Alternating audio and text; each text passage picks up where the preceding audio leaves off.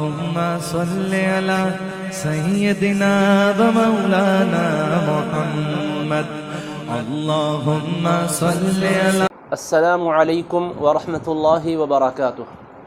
الحمد للہ رب العالمین والصلاة والسلام علی حبیبہ سید الانبیاء واشرف المرسلین وعلی آلہ الطیبین الطاہرین واصحابہ الاکرمین الافضلین وعلی من احبہم وتبعہم بإحسان اجمعین، اما بعد، فقال اللہ سبحانہ وتعالی فی کلامہ العظیم: اعوذ باللہ من الشیطان الرجیم، بسم اللہ الرحمن الرحیم، ان اللہ وملائکتہ یصلون علی النبی یا ایہا الذین آمنوا صلوا علیہ وسلموا تسلیما، اللہم صل علی سیدنا محمد وعلی آلہ وصحبہ افضل صلواتک وعدد معلوماتک وبارک وسلم۔ حضرات گرامی، اللہ رب العزت نے جن بندوں کو اپنے دربار میں اور اپنے حبیب پاک صلی اللہ علیہ وسلم کے دربار میں حاضری کی سعادتوں سے مشرف فرمانے کا فیصلہ فرمایا ہے، وہ سعادت مند اور بخت آور بندے ہیں۔ ان تمام کو میں دل کی عمیق گہرائیوں سے مبارکباد پیش کرتا ہوں جو روضہ مصطفیٰ صلی اللہ علیہ وآلہ وسلم کی زیارت کی سعادتوں سے بہرور ہو رہے ہیں اور جو بیت اللہ شریف کے عمرے کی سعادتوں سے مشرف ہو رہے ہیں۔ مختصراً مناسک عمرہ اور نبی پاک علیہ السلام کے دربار کے آداب سے متعلق آپ کی خدمت میں گزارشات رکھنی ہیں۔ میں عربی عبارات اور دلائل سے اس وقت بحث نہیں کر رہا ہوں، سادہ سیدھا انداز میں آسانی کے طور پر طریقہ عرض کر رہا ہوں۔ عمرہ ادا کرنا یہ سنت ہے، یہ مستقل علیحدہ بھی ادا کیا جاتا ہے اور حج کے ضمن میں بھی ادا کیا جاتا ہے۔ حج کے ضمن میں ادا کیا جاتا ہے تو دو طریقے ہیں، ایک تو اس کا اور حج کا ایک ساتھ احرام باندھا جاتا ہے تو اس حج کو حج قران کہتے ہیں، ایک صرف عمرے کا احرام باندھا جاتا ہے، پھر عمرہ کرنے کے بعد احرام کی پابندیوں سے باہر آنے کے بعد پھر مینا روانہ ہونے سے پہلے حج کا احرام باندھ کر حج کیا جاتا ہے، اس کو حج تمتع کہتے ہیں۔ یہ دو عمرے بھی حج کے ضمن میں ہوتے ہیں۔ مستقل طور پر جو عمرہ ادا کیا جاتا ہے یہ بالکل سنت کا درجہ ہے اور احادیث مبارکہ میں فضائل اس کے وارد ہوئے ہیں۔ حبیب پاک علیہ السلام نے ہم عمرے کرنے پر بشارت دی ہے کہ جو مسلسل عمرے کیا کرتے ہیں اور حج کی سعادتوں سے مشرف ہوا کرتے ہیں، یہ حج اور عمرے وہ ہوتے ہیں کہ جو فقر اور تنگدستی کو اور گناہوں کو ان سے ایسے ہی دور کر دیتے ہیں جیسے بھٹی لوہے کے میل کچیل کو دور کر دیتی ہے۔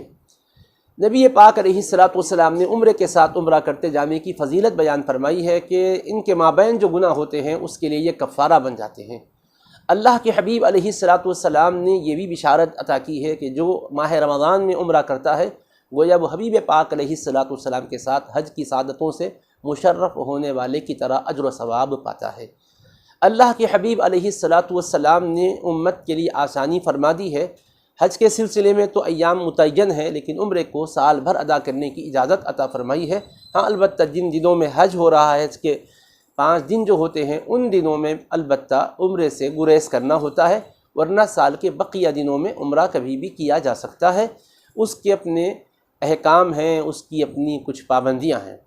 تو عمرے کے سلسلے میں بنیادی طور پر 2 باتیں ہیں کہ جو فرض کا درجہ رکھتی ہیں اور 2 باتیں ہیں جو وجوب کا درجہ رکھتی ہیں۔ عمرے میں فرض باتیں جو ہیں وہ 2 کون سی ہیں؟ ایک تو احرام یعنی نیت کر کے تلبیہ پڑھنا ہے۔ احرام دراصل چادر کا نام نہیں ہے، وہ تو ایک لباس ہے۔ اصل میں احرام یعنی عمرے کی نیت کرنے کے بعد لبیک پڑھا جاتا ہے تو پھر احرام کی پابندیاں شروع ہو جاتی ہیں۔ تو یہ احرام یہ بھی فرض کا درجہ ہے، اور خانہ کعبہ کا طواف یہ بھی فرض کا درجہ ہے۔ اور 2 واجبات کیا ہیں؟ صفا مروہ کے درمیان جو سعی کی جاتی ہے یہ بھی واجب ہے، اور اس کے بعد سر کے بال جو مڑوائے جاتے ہیں یا کم کروائے جاتے ہیں یہ بھی واجب ہے۔ خواتین و مستورات کے لیے تو سر کے بال کم کروانے ہی ہوتے ہیں، چوٹی کے اخیر کنارے سے انگلی کے 1 پور کے برابر بال کم کروانا ہوتا ہے۔ تو بہرحال 2 فرض اور 2 واجب ہے، اس کے علاوہ سنن و مستحبات ہے۔ حج کے یا عمرے کے ارادے سے نکلنے والوں کے لیے سب سے پہلی بات تو یہ ہوتی ہے کہ اپنے اعمال کا جائزہ لیں، فرائض جو ہم سے چھوٹ گئے ہیں ان کو ادا کر لیں، بندوں کے حقوق ہم پر عائد تھے اور ہم ادا نہیں کیے تھے تو ان حقوق کو ادا کر دیں، اگر مالی معاملات ہیں فی الوقت ادا نہیں کر پا رہے ہیں تو وصیت کریں اور ان سے یہ کہہ دیں کہ ہم آ کر واپس جب لوٹیں گے تو ادا کر دیں گے، یا پھر یہ کہ اپنا مال وغیرہ ہو تو پھر وصیت کر کے رکھیں کہ فلاں سے ہم نے فلاں چیز لی تھی، یہ واپس کرنا ہے اور اس کی یہ میعاد ہے، اس طرح سے یہ سارے معاملات کو نمٹ لینا چاہیے۔ بسا اوقات قضا کے فیصلے ہمارے حق میں جو ہو چکے ہوتے ہیں وہ نافذ ہو جاتے ہیں تو پھر بعد میں دوست کا حساب دل میں رہ جاتا ہے اور کل محشر میں مواخذے کا باعث بن سکتا ہے۔ اب رہ گیا معاملہ اللہ سے ہمارا تعلق کیسے ہو، تو جیسا وقت آتے رہے ولولہ اپنے دل کے اندر پیدا کریں اور نبی پاک علیہ الصلوۃ والسلام کی پاکیزہ بارگاہ میں کثرت سے درود و سلام کا ہدیہ نچھاور کرتے جائیں، اور جب نکلنے کا وقت آئے تو اپنے بدن کی صفائی کر لیں، سر کے بال جو زائد ہیں، بدن کے جو زائد بال ہیں، ناخن ہیں، ان سب کو آپ دور کریں، ناخن ترشوائیں، مونچھ کے بال کم کروائیں اور دیگر زائد بالوں کی صفائی کر لیں، اور اس کے بعد اچھی طرح سے غسل کر لیں۔ اور مرد حضرات غسل کرنے کے بعد احرام کی 2 چادریں استعمال کریں گے جو بے سلی ہوئی ہوں گی، ایک چادر کو تہبند کے طور پر باندھ لیں گے اور ایک چادر کو اوپر سے اوڑھ لیں گے۔ اب خواتین و مستورات کے سلسلے میں لباس کی کوئی قید نہیں ہے، حیا اور حجاب کے تقاضوں کو پورا کرنے والا ساتر لباس ہماری مائیں، ہماری بہنیں پہنیں گی، اور ان کے لیے بے سلا ہوا لباس نہیں ہے، سلا ہوا لباس ہے۔ ہاں ان کا احرام البتہ اتنا ہے کہ پورا بدن ڈھکا ہوا ہو، صرف چہرے پر کپڑا لگنے نہ پائے، یہ احرام کا لباس ہے۔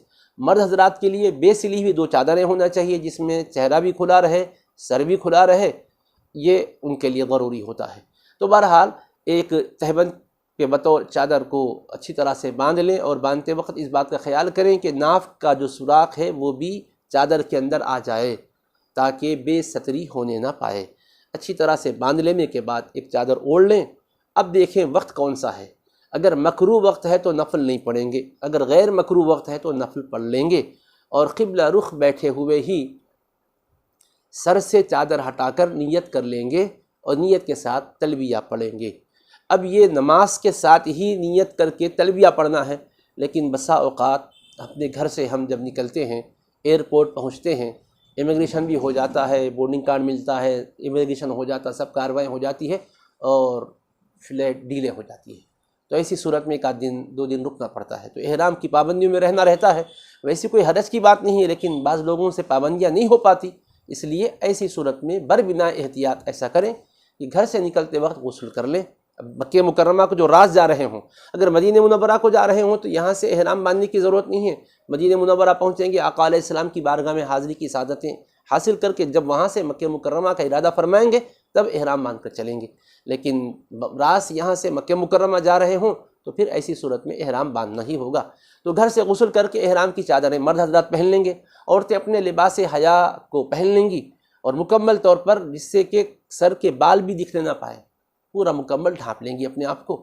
اور مرد حضرات کے لیے کیا ہے کہ احرام کے اندر ایسی چپل یا ایسا جوتا پہننا منع ہے جو پاؤں کی پشت کی ہڈی کو چھپاتا ہو، اس کا خیال کرنا ہے، اس لیے 2 پٹی کی عام طور پہ چپل پہنی جاتی ہے جس میں ابھری ہوئی ہڈی نظر آتی ہے، وہ چھپتی نہیں ہے۔ تو بہرحال گھر سے 2 رکعت نماز پڑھیں گے، غیر مکروہ وقت میں پہلی رکعت میں سورہ فاتحہ کے بعد سورہ قل یا ایھا الکافرون پڑھیں گے، دوسری رکعت میں سورہ فاتحہ کے بعد قل ھو اللہ احد کی سورت پڑھیں گے، اس کے بعد دعائیں کر لیں گے مگر ابھی نیت نہیں کریں گے۔ ایئرپورٹ پہنچیں گے، ساری کارروائیاں جب ہو چکی ہوگی، اندر آپ پہنچ چکے ہوں گے اور آپ کو اطمینان ہو چکا ہوگا کہ اب فلائٹ میں بیٹھنا ہی ہے، تب بھی نیت کر سکتے ہیں۔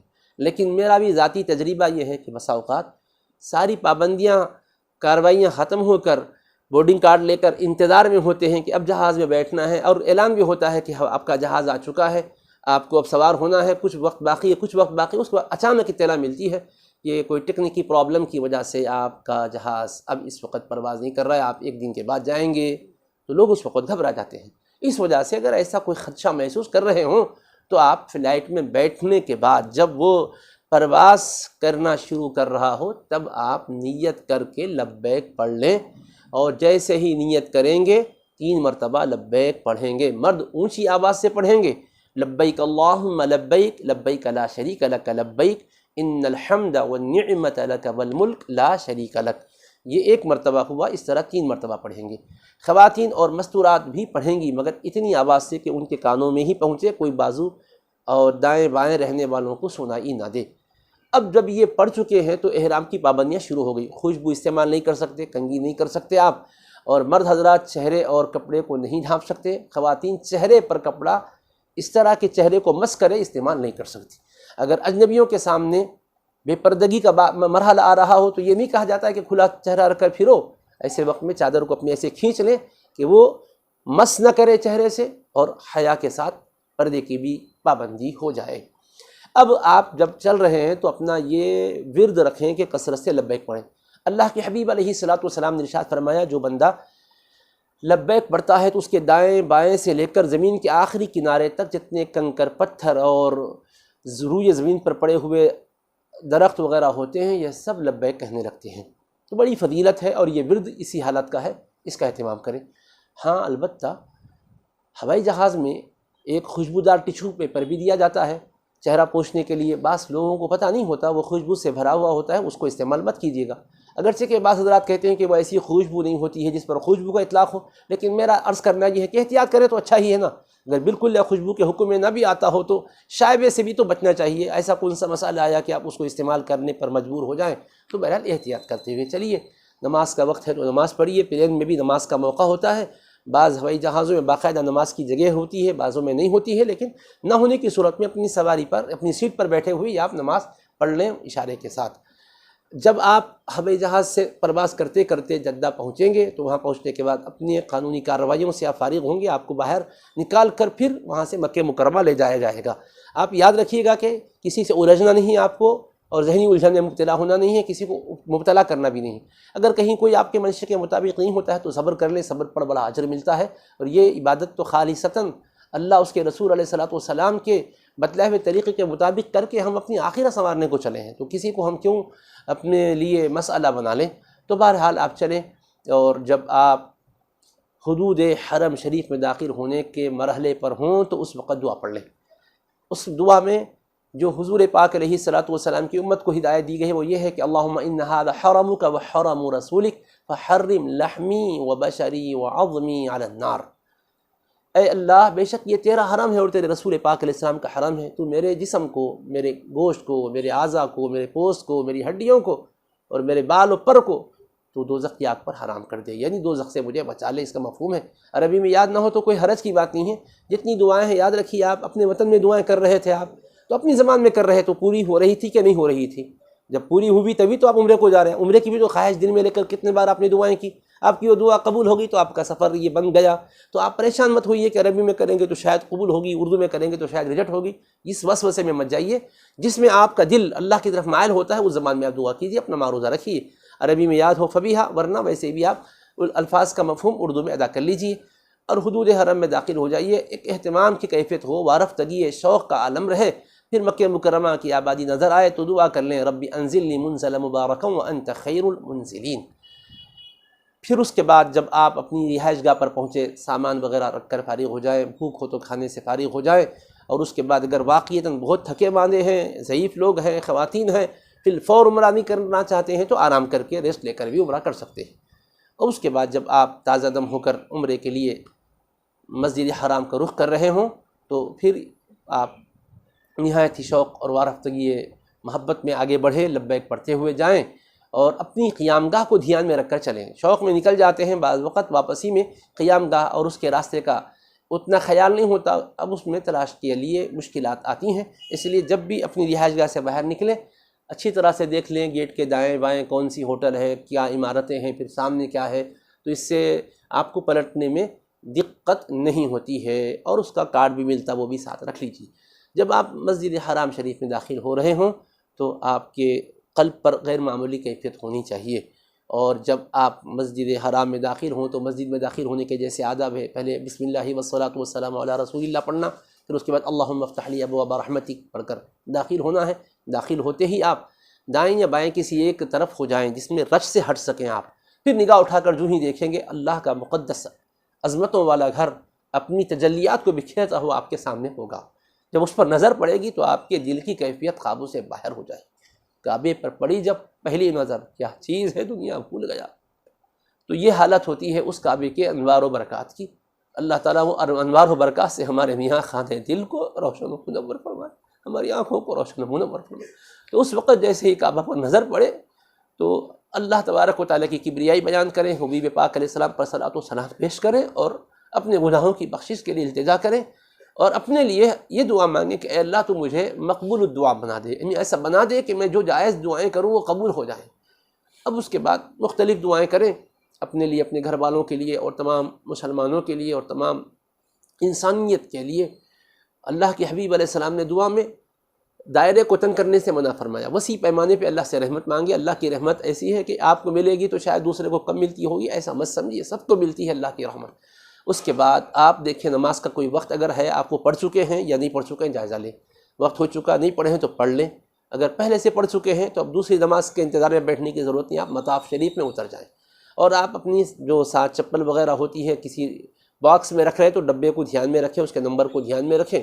اس کے بعد پھر آپ مطاف شریف میں اترنے سے پہلے اطباع کر لیں۔ مرد حضرات، خواتین حضرات کا تو کوئی خاص لباس نہیں ہے، ان کا اپنا وہی سطر والا لباس ہوتا ہے، ان کو ایسا پھر کچھ کرنے کی ضرورت نہیں ہے۔ لیکن اب جو مرد حضرات ہیں اپنی چادر کو جو اوپر سے اوڑھے ہوئے ہیں، وہ اس طرح سے اب اپنے استباع کی حالت میں آئیں کہ چادر سیدھے ہاتھ کو بالکل کھلا رکھتے ہوئے استعمال کرنا ہے۔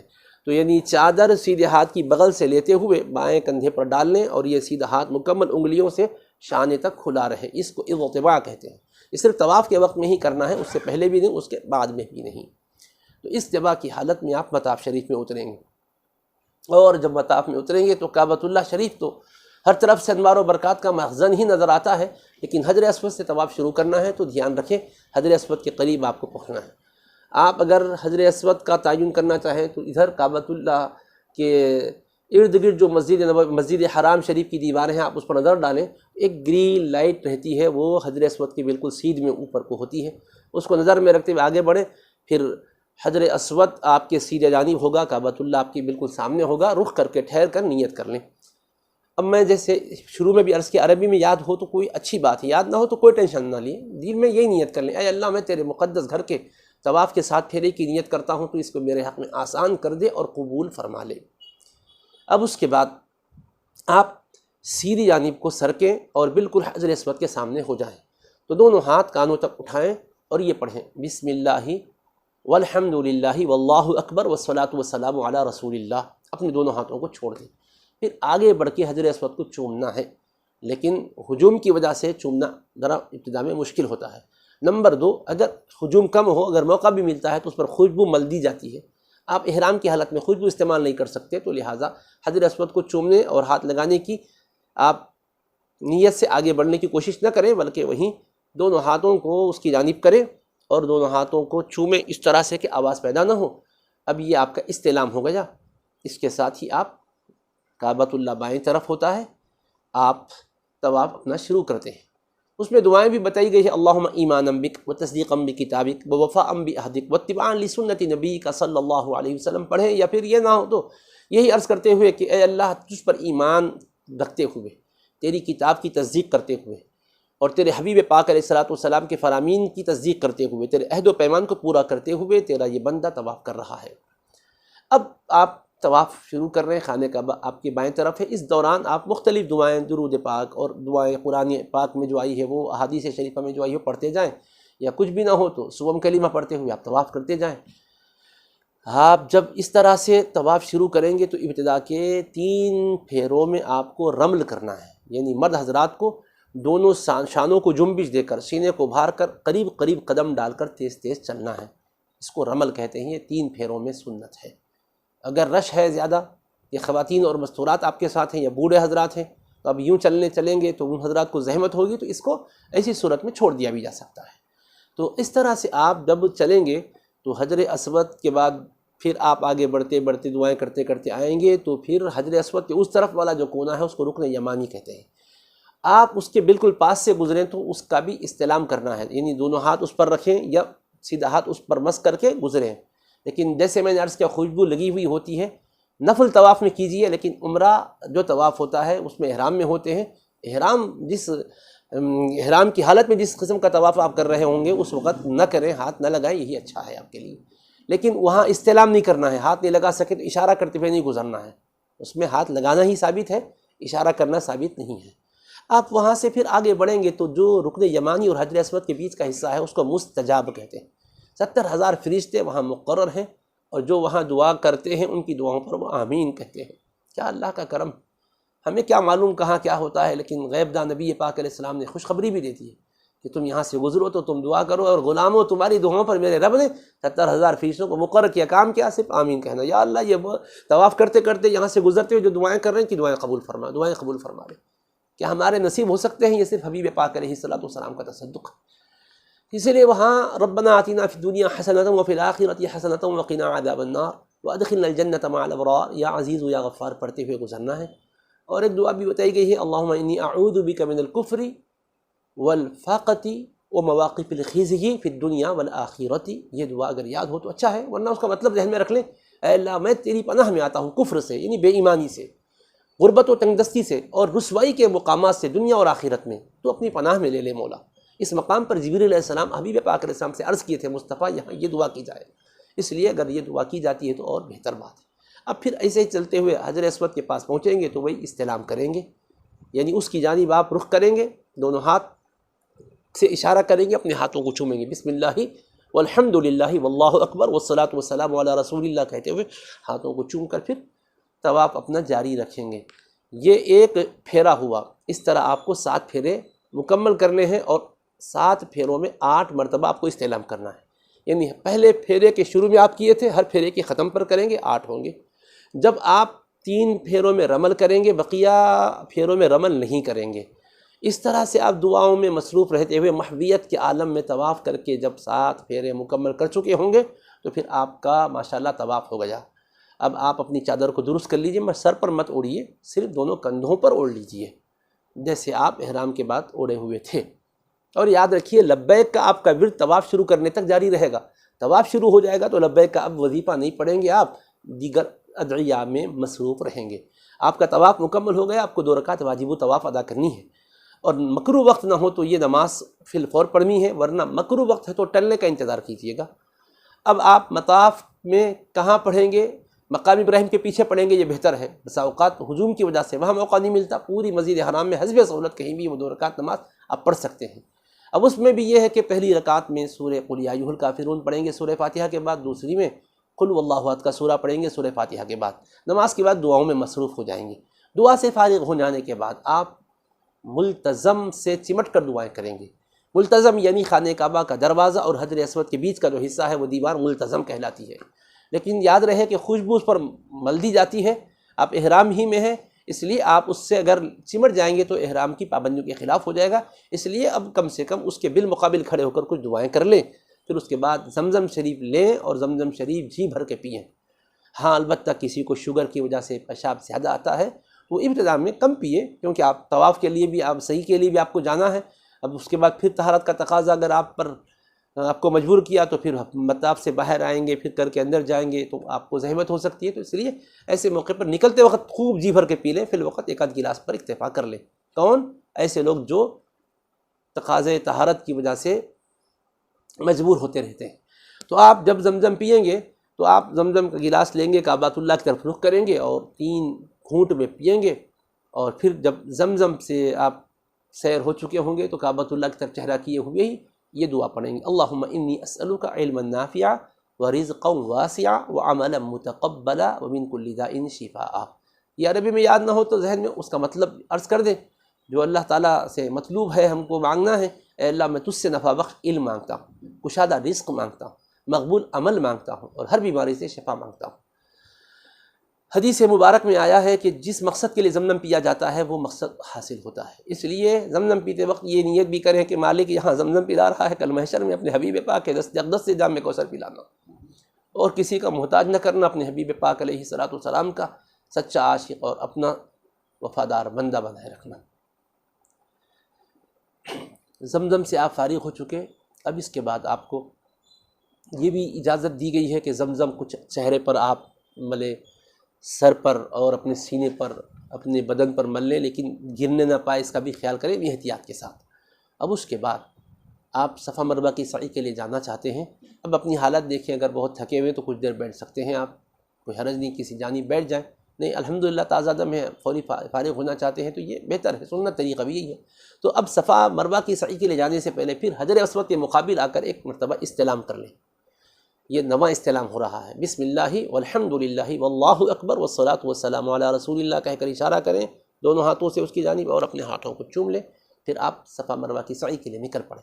اب صفا کی طرف آپ جا رہے ہیں تو مسجد حرام سے آپ باہر ہوتے ہیں، اس لیے مسجد سے باہر نکلنے کی جو دعا ہے وہ پڑھتے ہوئے صفا کی طرف چلیں، اور جب صفا کی طرف چل رہے ہیں تو آپ یہ پڑھیں ابدؤ بما بدأ اللہ بہ ان الصفا والمروۃ من شعائر اللہ، یعنی میں سعی کا آغاز وہیں سے کرتا ہوں جہاں سے اللہ نے اس کا آغاز فرمایا تذکرے میں کہ بے شک صفا و مروہ اللہ کی قدرت کی نشانیاں ہیں، اللہ کی نشانیاں ہیں، تو اللہ نے صفا کا ذکر مروہ سے پہلے کیا، تو گویا میں بھی صفا سے ہی اپنی سعی کا آغاز کرتا ہوں، یہ کہتے ہوئے چلیں۔ اور صفا پر بہت زیادہ چڑھنا بھی نہیں ہے، کچھ آپ چڑھیں گے تو آپ پھر قبلے کی طرف متوجہ ہو جائیں، آپ کو کعبۃ اللہ وہاں سے نظر آ رہا ہوتا ہے۔ البتہ مختلف فلورس ہیں، بعض فلور سے نظر آتا ہے، بعض سے نظر نہیں آتا، نظر نہ بھی آئے تو اس کی طرف رخ کر لیں آپ، اور اس کے بعد پھر دونوں ہاتھوں کو اٹھا کر 3 مرتبہ تکبیر کہیں، پھر اللہ کے حبیب صلی اللہ علیہ وسلم پر درود و سلام کے ساتھ، اللہ کی حمد و ثنا کے ساتھ دعاؤں میں مصروف ہو جائیں۔ اب وہاں کبھی ٹھہرنے کا تفصیل سے موقع ملتا ہے، کبھی مختصر وقت رہتا ہے، حسب سہولت۔ اگر اچھا اطمینان سے پڑھ سک رہے ہیں، آپ دعا کر سک رہے ہیں تو 25 آیات سورہ بقرہ کی پڑھنے کی اتنی مقدار میں آپ ٹھہر کر دعا کریں۔ مختلف دعائیں اس میں سے کہی گئی ہیں، الحمدللہ الذی ہدانا، الحمدللہ علی ما ہدانا، الحمدللہ علی ما اولانا، الحمدللہ علی ما ہدانا، الحمدللہ الذی ہدانا لہذا وما کنا لنہتدی لولا ان ہدانا اللہ۔ اس طرح کی دعائیں آئی ہے، اور چوتھا کلمہ پڑھا گیا ہے، پھر سوم کلمہ پڑھا گیا ہے۔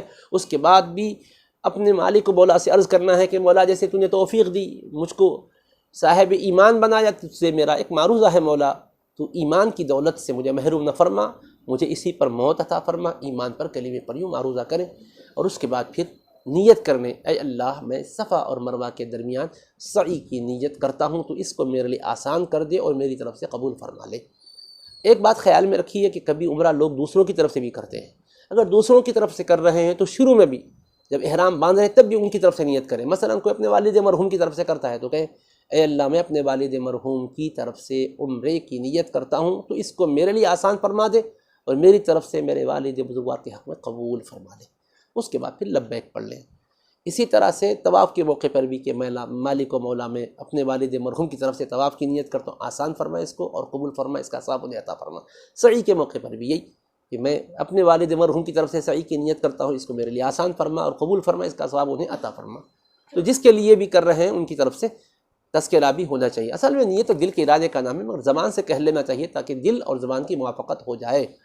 تو اب نیت کے ساتھ آپ صفا سے نیچے اتر رہے ہوں گے، تو اب دعائیں پڑھتے ہوئے اتریں۔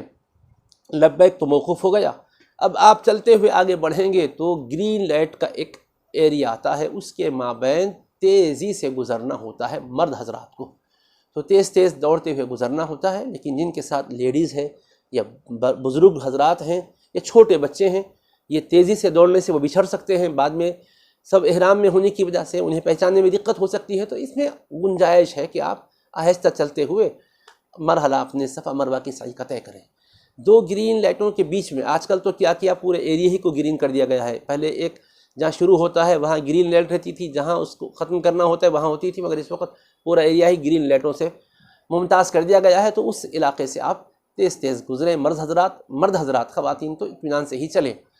اب وہ ایریا مکمل کر کے آپ آگے بڑھ جاتے ہیں تو ابھی آپ مروہ نہیں پہنچتے، ابھی آپ کو چلتے رہنا ہے۔ اس بیچ آپ کو دعائیں کرنی ہیں، رب اغفر وارحم واعف وتکرم وتجاوز عما تعلم انک تعلم ما لا نعلم انک انت الاعز الاکرم، یعنی اے اللہ تو مجھے بخش دے، مجھ پر رحمت فرما، اے اللہ مجھے معاف فرما دے، اے اللہ کرم کا معاملہ فرما، بے شک تو جانتا ہے جو ہم نہیں جانتے، یقیناً تو ہی عزتوں اور بزرگیوں والا ہے، کہہ کر اللہ سے التجا کریں۔ اور مروہ پر آپ جب چڑھیں گے تو پھر مروہ پر بھی پورا اوپر تک چڑھنا نہیں ہے، کچھ آپ بلندی پر آ جائیں، پھر آپ کعبۃ اللہ کی طرف رخ کریں اور وہاں ٹھہر کر جیسے صفا پہ آپ دعا کر رہے تھے یہاں بھی ویسی دعائیں کریں گے، پھر اس کے بعد آپ مروہ سے صفا کی طرف چل پڑیں گے۔ پھر 2 گرین لائٹوں کے بیچ کے حصے میں تیز تیز چلیں گے، اور پھر مروہ سے صفا پر جب آئیں گے دوبارہ تو یہ دوسرا پھیرا ہوا، پھر صفا سے مروہ جائیں گے تیسرا پھیرا، آپ صفا سے شروع فرمائے تھے، آپ کا 7واں پھیرا مروہ پر مکمل ہوتا ہے۔ جب آپ 7 پھیرے پھر چکے اور یہ آپ کا مرحلہ ہو گیا تو آپ کی سعی الحمدللہ تکمیل پا گئی۔ اب قبولیت کے لیے دعا کریں، جنہوں نے آپ کے لیے آپ سے دعاؤں کی خواہش کی ان سب کے حق میں دعا فرمائیں۔ اس کے بعد 2 رکعات مطاف کے کنارے میں نفل پڑھنا مستحب ہے غیر مکروہ وقت میں، لیکن اگر مطاف میں جا نہیں سک رہے آپ، وہیں سے آپ کو نکل جانا ہوتا ہے تو ظاہر ہے کہ وہاں تو پڑھنے نہیں دیتے وہ لوگ، تو کوئی حرج کی بات نہیں ہے، مستحب ہے۔ لیکن 2 رکعات طواف کے بعد کی واجب ہے اور صفا مروہ کی سعی کے بعد کی 2 رکعات مستحب ہے، تو یہ نہ پڑھنے سے کوئی حرج نہیں ہے، مگر اس کو پڑھنا ضروری ہے۔ اگر آپ اس وقت نہیں پڑھ سکے مکروہ وقت کی وجہ سے، مثلا عصر کے بعد آپ طواف کیے تھے، وہاں عصر و مغرب کے مابین بہت کافی وقت ہوتا ہے، تو عصر پڑھ کر آپ طواف شروع فرمائے تھے اور طواف کرنے کے بعد ظاہر ہے کہ مغرب تک تو آپ نفل نہیں پڑھ سکتے، واجب الطواف بھی نہیں پڑھ سکتے۔ آپ اگر صفا مروہ کی سعی کرنا چاہتے ہیں اس بیچ تو کر لے سکتے ہیں، صفا مروہ کی سعی کے بعد آپ وہ 2 رکعات واجب الطواف پہ پڑھنی ہوگی۔ بعض لوگ سمجھتے ہیں ٹائم اس کا وقت گزر گیا، شاید وہ ہم سے معاف ہو گئی ہوگی، جی نہیں معاف نہیں ہوتی ہے، بعد میں آپ کو پڑھنا ہوگا۔ یا ایسا ہی طواف سے فارغ ہوتے ہی کوئی نماز کا وقت آ گیا، جماعت ٹھہر گئی، آپ تو ظاہر ہے کہ وہ 2 رکعت نہیں پڑھ سکتے، نماز سے فارغ ہوتے ہی آپ اس کو پڑھ لیں گے 2 رکعت، جیسے مغرب سنت موقدہ پڑھ کے اس کو پڑھ لیجیے آپ، یعنی فرض کے بعد کی سنت موقدہ پڑھ کے وہ 2 رکعت واجب الطواف کو پڑھ لینا چاہیے۔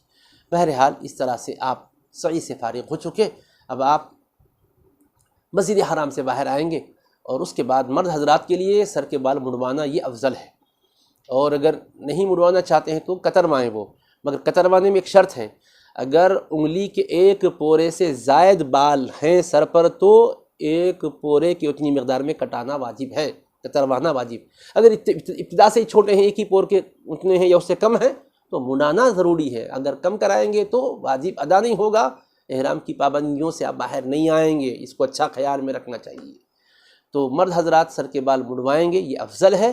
دوسرے مرتبہ تیسرے مرتبہ عمرہ کر رہے سر کے بال مڑوائے جا چکے ہیں تو ہر وقت اس طرح پھیرنا ضروری ہے، وہاں اپنی عقل کے گھوڑے دوڑانے کی ضرورت نہیں، اور وہاں دیکھا دیکھی چند بال لوگ قینچی سے کاٹ لیتے ہیں، اس کا بھی طریقہ صحیح نہیں ہے، وہ فقہ حنفی کے روح سے بالکل اس سے احرام کی پابندی سے باہر نہیں نکلتا ہے بندہ۔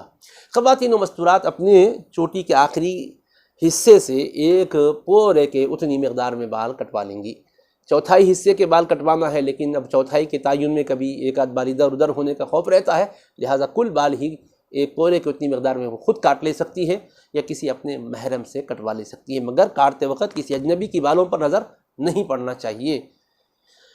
یہاں پابندیاں کرتی ہیں ہماری بہنیں، وہاں سمجھتی ہیں کہ صاحب اللہ والے ہیں، اب کیا کس کے پابندیاں ہیں، لیکن ایسا نہیں ہے۔ جس رسول پاک علیہ الصلوۃ والسلام نے دنیا کو پردے کی تعلیم دی ہے، وہ آقا علیہ السلام نے وہاں بھی وہی تعلیم دی ہے، دنیا کے ہر خطے میں وہی تعلیم دی ہے، اس وجہ سے وہاں اپنے آپ کو آزاد احکام نہیں سمجھنا چاہیے۔ جیسا وہاں ایک نیکی 1 لاکھ کے برابر ثواب کا درجہ رکھتی ہے، خلاف شرع ایک کام کرنا بھی گناہ اور وبال کے اعتبار سے ایسا ہی درجہ رکھتا ہے۔ اس وجہ سے نیکیوں کے ذخیرے کو بڑھانے کے ساتھ گناہوں کو بھی اپنے اکاؤنٹ میں بڑھانے کی کوشش نہ کیجیے گا۔ اب الحمدللہ جب سر کے بال مڑوائے جا چکے ہیں یا کتروائے جا چکے ہیں حسب تفصیل ما سبق، جیسے پہلے میں نے تفصیل بیان کی، تو اب الحمدللہ عمرہ اب مکمل ہو گیا آپ کا۔ بعض ہمارے نوجوان بچے وہاں جا کر سوالات کرتے ہیں تو حیرانگی ہوتی ہے کہ عمرہ کرے مول صاحب اور ہم اس کے بعد جو ہے جا کے غسل کر لیے، کیا ہوا جی؟ سر کے بال مڑانا بھول گئے، کتروانا بھول گئے۔ ہر سال کوئی نہ کوئی 2-4 سوال اس قسم کے برابر آتے ہیں، تو اس لیے یہاں صفا مروہ کی سعی کے بعد فوراً غسل کرنے کا خیال مت لائیے، ابھی آپ کا احرام باقی ہے، سر کے بال منڈوانے سے پہلے میں ہوگا۔ میں تو مشورہ یہ دیتا ہوں ابھی آپ اپنی رہائش گاہ کو جاؤ مت، جاتے وہ نہا لیا چلو میں بھی نہا لوں گا، یہ سمجھتے آپ جانا اسی وقت جب آپ سر کے بال منڈوا چکے ہیں یا کتروا چکے ہیں، یہ طے کر لے کہ چلو ابھی میرا عمرہ ختم ہوا ہی نہیں، میں ہوٹل کو نہیں جاتا، گھر کو نہیں جاتا، رکتا ہوں جہاں بھی یعنی حجام خانے نظر آئیں گے، سالون لکھا ہوا رہتا، تو وہاں جا کر پہلے حجامت بنوا لوں گا۔ اگر کم بال کروانا ہے، 1 پورے کے سے زیادہ ہے تو کم کروا سکتے، 1 پورے کی اتنی مقدار میں، ورنہ اس سے کم ہو یا اتنے ہو تو منڈوانا ضروری ہوتا ہے۔ یہ کر لینے کے بعد اب آپ کی پابندیاں ختم ہوگی، آپ جائیے غسل کیجئے خوشبودار صابن سے۔ بعض لوگ ایسے بھی کیے کہ بھائی خوشبودار صابن بھی استعمال کیے، بال نہیں منڈوائے تھے اور کپڑے بھی بدل لیے، 1 دن گزر گیا، 2 دن گزر گیا، جب ڈسکس کرنے لگے تو جب یاد آ رہی ہے یہ ضروری تھا کیا بولے، حیران ہوتا ہوں میں کیوں اتنی لاپرواہی کر رہے ہیں۔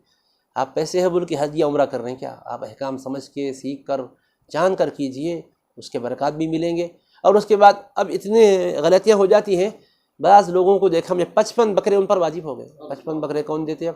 لہٰذا اللہ غفور الرحیم ہے، بھئی اللہ تعالیٰ غفور الرحیم ہے کہہ کر کیا احکام کو آپ توڑیں گے؟ حضور پاک علیہ الصلوۃ والسلام کی تعلیمات کے خلاف کریں گے؟ ہرگز نہیں۔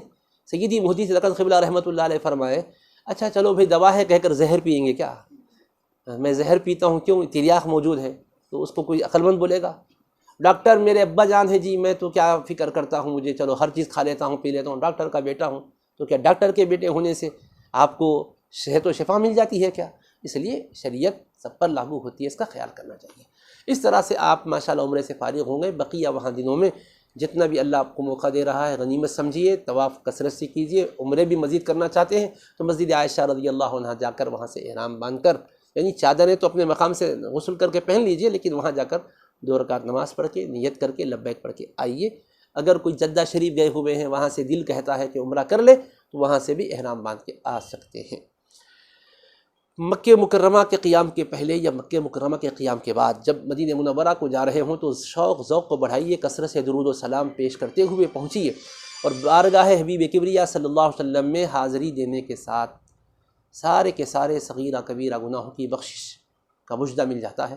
قرآن مجید میں بھی حق تعالیٰ نے فرمایا وَلَوْ أَنَّهُمْ إِذ ظَلَمُوا أَنفُسَهُمْ جَاءُوكَ، اور اگر جب یہ اپنی جانوں پر ظلم کریں تو اے حبیب آپ کی خدمت بابرکت میں حاضر آئیں، فاستغفروا اللہ، اپنے گناہوں سے اللہ کی بارگاہ میں معافی چاہیں، واستغفر لهم الرسول، اور رسول اللہ علیہ السلام ان کے لیے سفارش فرما دیں، لوجدوا اللہ توابا رحیما، تو یہ لوگ اللہ کو ضرور توبہ خوب خوب قبول کرنے والا، خوب خوب رحم کرنے والا پائیں گے۔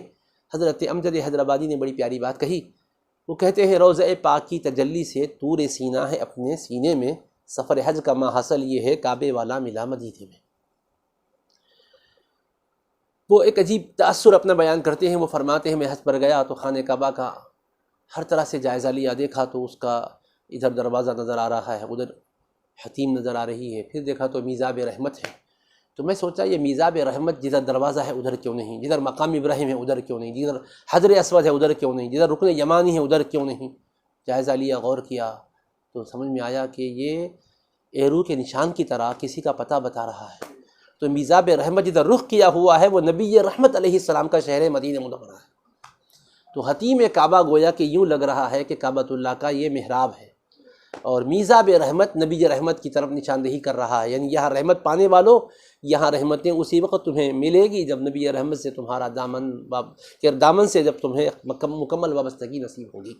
تو اس طرح سے جو ہے نبی رحمت علیہ السلام کے دربار کا خانہ کعبہ بھی پتہ دے رہا ہے، حاجیو آؤ شہنشاہ کا روضہ دیکھو، کعبہ تو دیکھ چکے کعبے کا کعبہ دیکھو، غور سے سن تو رضا کعبے سے آتی یہ صدا، میری آنکھوں سے میرے پیارے کا روضہ دیکھو۔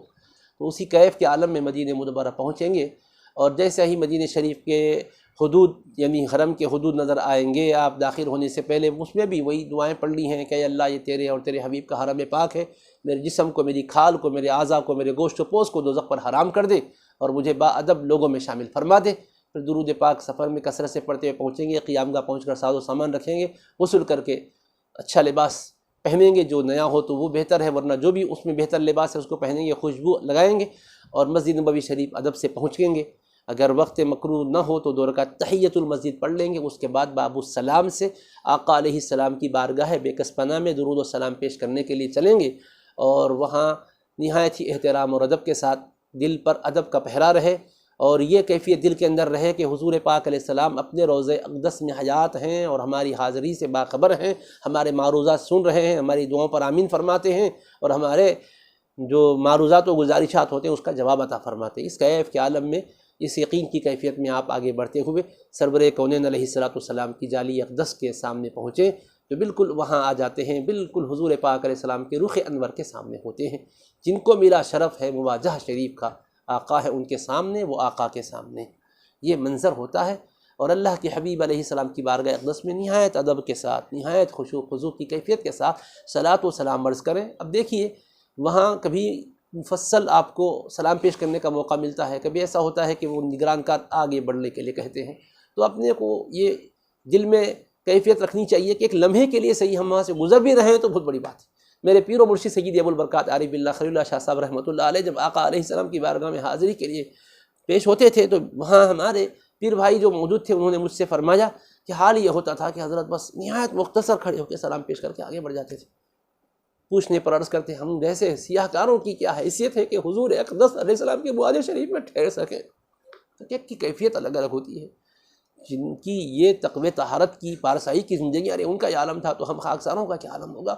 اس لیے موقع اگر کھڑے ہونے کا مل جاتا ہے تو اپنے گناہوں کے سلسلے میں نادم ہو کر معروضات کرتے رہیں. اگر نہیں ملا تو تنگ دلی نہ ہو. مدینہ شریف میں پہنچنے کے بعد کبھی بھی مایوسی کا شکار نہیں ہونا چاہیے. نہیں ہوا یہ نہیں ہوا کا خیال نہیں آنا چاہیے. تو بہرحال ادب کے ساتھ صلاۃ و سلام عرض کریں پورے استحضار کے ساتھ. الصلاۃ والسلام علیک یا سیدی یا رسول اللہ. اب جو صیغوں کے ساتھ سلام پیش کر سکتے پیش کریں، اور جنہوں نے سلام پیش کرنے کے لیے کہا ہے ان کی طرف سے بھی عرض کریں. اور اس کے بعد جب آپ ایک خاص سیر جانب ہٹیں گے تو صدیق اکبر رضی اللہ عنہ کے مواجہ شریف کے سامنے ہوں گے. ان کی بارگاہ میں بھی السلام علیک یا امیر المومنین خلیفۃ رسول اللہ ابا بکر صدیق رضی اللہ تعالی عنہ سلام پیش کریں.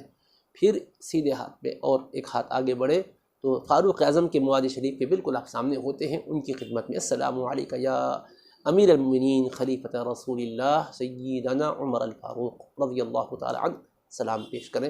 پھر اس کے بعد دونوں کے بالکل سامنے آ جائیں، یعنی پھر ایسا کہ دونوں کے حلقوں کے بیچ میں آ کے شیخین کریمین کی طرف اجتماعی سلام عرض کریں. السلام علیکما یا خلیفۃ رسول اللہ صلی اللہ علیہ وسلم. یا اردو میں اللہ کے محبوب علیہ الصلوۃ والسلام کے دونوں نورانی خلفائے کرام آپ حضرات کی خدمات عالیہ میں ہمارا حقیر سلام کا نذرانہ قبول ہو. پھر ان سے گزارش کریں کہ حضور اکرم علیہ السلام کی بارگاہ میں ہماری سفارش فرمائیں. اس کے بعد اطمینان سے دعا کرنے کا موقع ملا تو پشت اپنی کعبے کی طرف ہو، رخ کعبے کے کعبہ کی طرف ہو، آپ دعا میں مصروف ہو جائیں. اگر موقع نہیں مل رہا ہے تو پھر آپ وہاں سے باب بقی سے باہر ہو کر جہاں بھی حرم پاک میں موقع ملے مسجد نبوی شریف میں خوب دعاؤں میں مصروف ہو جائیں. مسجد نبوی شریف کی برکتیں رحمتیں ایسی ہے کہ پوچھیے مت. اللہ کے محبوب علیہ السلام فرماتے ہیں جو شخص مسجد نبوی میں نماز کے ارادے سے باوضو گھر سے نکلتا ہے ایک حج کا ثواب اس کو ملتا ہے. جو 5 نمازوں کے لیے آپ گھر سے آ رہے ہیں، رہائش گاہ سے آ رہے ہیں، تو کتنے حج کا ثواب پا رہے ہیں؟ 5 حج کا ثواب پا رہے ہیں. مکہ مکرمہ کا حج کیا ہے صاحب؟ عمر میں 1 مرتبہ فرض اور سال میں 1 ہی مرتبہ کر سکتے آپ. لیکن مدینہ منورہ میں دن میں 5 حج ہو رہے ہیں آپ کے. کوئی حسرت باقی رکھی جا رہی کہ آپ سوچیے کہ مدینہ شریف میں آیا، مکے میں رہتا تو عمرہ کرتا تھا. یہ خیال آتا تھا انسان کو. میرے آقا علیہ السلام فرمائے باوضو ہو کر مسجد قباء جا کے 2 رکعت پڑھو، مقبول عمرے کا ثواب پا لو. تو ان کو وہاں پابندیاں ہیں. احرام میں ہو، خوشبو نہیں لگا سکتی، کنگھی نہیں کرنا، بال نہیں سنوارنا، اور شکار نہیں کرنا، یہ سب پابندیاں. خلاف ہو گیا تو دم دینا پڑے گا، کفارہ دینا پڑے گا، صدقہ دینا پڑے گا. مدینہ منورہ رحمۃ اللہ عالمین کا آستانہ ہے. فرمایا کہ یہاں ادب کے ساتھ باوضو جاؤ، قباء میں 2 رکعت پڑھو اور عمرے کا ثواب پاؤ. مسجد نبوی کے ارادے سے نکلو، نماز پڑھنے کا قصد کر کے ہر نماز کے ارادے سے نکل کر آتے ہو تو 1 حج کے برابر ثواب پاتے ہو. تو اب آپ 40 دن رہ رہے ہیں تو آپ بولیے کتنے عمرے حج ہو گئے؟ روزانہ 5 حج ہو رہے ہیں تو 8 دن میں 8 پنجے کتنے؟ پھر اللہ تبارک و تعالیٰ نے آپ کو اتنا شرف عطا کر رہا، اتنا فضل عطا فرما رہا ہے. تو اللہ کے محبوب علیہ الصلوۃ والسلام کے تصدق میں یہ نعمت مل رہی ہے کہ آپ کے 8 دن کے قیام میں 40 آپ کے حج کا ثواب آپ کے اکاؤنٹ میں مل رہا ہے. 8 پنجے 40 ہوتے ہیں نا، تو جی 8 دہے 80 نا بابا، تو 8 پنجے 40، تو 40 حج کا ثواب. تصور کیجیے آپ کتنی بڑی نعمت ہے. اور پھر مسجد قباء روزانہ جانا چاہتے ہیں تو جا سکتے ہیں آپ. روزانہ جو 2 رکعت پڑھو. پھر کرم بالائے کرم ہے. اور پھر مسجد نبوی شریف کے اندر خاص طور پر ریاض الجنہ کی بڑی فضیلت ہے. آقا علیہ الصلوۃ والسلام فرماتے ہیں کہ میرے حجرِ اقدس اور منبر شریف کے درمیان کا حصہ جنت کے باغوں میں سے ایک باغ ہے، اور اس میں آپ کے سجدے باغ جنت میں سجدے ہو رہے ہیں. دنیا میں رہ کر جنت میں داخل ہو گئے. باغ کی طرح ہے نہیں فرمایا، باغ ہی ہے فرمایا حضور پاک علیہ السلام. اور اس میں فضیلت والے ستون بھی ہے. استوان حنانہ بھی ہے، استوانہ سیدہ عائشہ رضی اللہ عنہ ہے، استوانہ ابی لبابہ رضی اللہ تعالی عنہ ہے، استوانہ سریر ہے، استوانہ حرس ہے، استوانہ وفود ہے، یہ استوانہ تہجد ہے. مصطفیٰ علیہ الصلاۃ والسلام کے مقدس صحابہ کرام نے ہر چیز کو محفوظ رکھا ہے. جس کھجور کے تنے سے حضور علیہ السلام ٹیک لگا کر خطبہ ارشاد فرمایا کرتے تھے، ممبر بننے پر اس کھجور کے سوکھے تنے نے فراق نبوی میں آنسو بہائے ہیں اور رویا ہے. اس کی یاد میں بھی وہاں پر ایک ستون بنا ہوا ہے. تو استوانہ حنانہ ہے. حضرت بی بی عائشہ رضی اللہ عنہ سے مروی حدیث پاک ہے، میری مسجد نبوی شریف میں ایک ایسی جگہ ہے اگر لوگوں کو معلوم ہو جائے وہاں نماز پڑھنے کی کیا فضیلت ہے، قرآن اندازی کرنے کا وقت آئے تو قرآن اندازی کر کے وہاں ادا کریں گے. بعد میں ام المومنین رضی اللہ عنہا نے اپنے بھانجے کو بتایا تھا، جس کی وجہ سے وہ ستون کا تعین ہوا، تو اس کا نام کیا ہے؟ اسطوانہ عائشہ، اس کو اسطوانہ قرہ بھی کہتے ہیں۔ حضرت ابو لبابہ رضی اللہ عنہ سے بتقاض بشر ایک خطا ہوئی تھی، تو انہوں نے اپنے کو ایک ستون سے باندھ دیا تھا اور یہ طے کر لیا تھا جب تک حبیب پاک نہیں کھولیں گے میں باہر نہیں آؤں گا۔ حبیب پاک علیہ السلام نے بھی ارشاد فرمایا جب تک توبہ اللہ تعالیٰ قبول نہیں کرے گا میں کھولوں گا بھی نہیں۔ وہ اگر میرے حوالے کر دیتے تو بات اور تھی، انہوں نے خود کو ہی اپنے رب کے حوالے کیا ہے، تو میں بھی وحی الہی کا انتظار کرتا ہوں فرمایا۔ اس میں ایک تنبیہ بھی تھی کہ براہ راست حضور کے قدموں میں پیش کر دیتے تھے تو حضور پاک علیہ السلام اسی وقت کرم فرما دیتے تھے۔ میرے آقا نے فرمایا ٹھیک ہے انتظار کرتا ہوں، تو بہرحال 40 دن کا طویل وقفہ گزرا، پھر وحی الہی سے توبہ قبول ہوئی اور توبہ کا بیان قرآن میں آیا۔ حبیب پاک علیہ السلام نے جب یہ آیت مبارکہ تلاوت کی، ام المؤمنین نے فرمایا مبارک ہو تمہاری توبہ قبول ہو گئی۔ لوگ کھولنے کے لیے آ رہے تھے، انہوں نے کہا نہیں مصطفیٰ کھولیں گے تبھی میں باہر آؤں گا، اس لیے کہ مجرم جس بارگاہ کا ہوں وہ تو معاف کریں گے تو میری معافی پوری ہوگی۔ کیا احساس تھا حضور پاک علیہ السلام کو کھولے، تو وہ مقام بھی خاص ہے جہاں 2 رکعت نماز پڑھیں اور توبہ کریں۔ اسطوانہ توبہ ہے، اسطوانہ حرس ہے۔ حضور پاک علیہ السلام کے در دولت پر صحابہ کرام پہرا دیا کرتے تھے۔ حضرت مولا کائنات رضی اللہ تعالیٰ عنہ بھی وہاں پر پہرے مامور تھے۔ جب واللہ یعصمک من الناس کی آیت نازل ہوئی تو حبیب پاک علیہ السلام نے فرمایا اس کی ضرورت نہیں ہے، تم چلے جاؤ۔ تو وہاں پر بھی ایک ستون ہے، اسطوانہ حرس کہتے ہیں، یعنی پہرہ داروں کا ستون۔ اسطوانہ سریر ہے، حضور علیہ السلام اعتکاف میں تشریف فرما ہوتے تو وہاں آپ کا بستر مبارک لگایا جاتا تھا، اس کو اسطوانہ سریر کہتے ہیں۔ اسطوانہ وفود اگر کہیں سے آتے تو حضور علیہ السلام وہاں جلوہ افروز ہو کر ان کو ارشادات سے نوازتے تھے، وہ مقام بھی ہے۔ تو یہ اسطوانہ تہجد بھی سیدہ بی بی فاطمہ الزہرا رضی اللہ عنہ کے حجر اقدس کے بالکل پیچھے اسطوانہ تہجد ہے، جہاں حبیب پاک علیہ السلام تہجد کی نماز ادا فرمائے تھے۔ ایک اندر بھی ستون آ چکا ہے جو حجر مبارکہ میں آ چکا، اس کو اسطوانہ جبریل علیہ السلام کہا جاتا ہے، وہ تو نظر نہیں آتا، باقی کے یہ نظر آتے ہیں۔ ان ستونوں کے پاس جن کو اسطوانات فاضلہ کہا جاتا ہے، فضیلت والے ستون، نمازیں پڑھنا چاہیے اور موقع ملتا بھی ہے، طویل موقع رہتا ہے، حسب سہولت جب بھی موقع ملے وہاں پڑھیں۔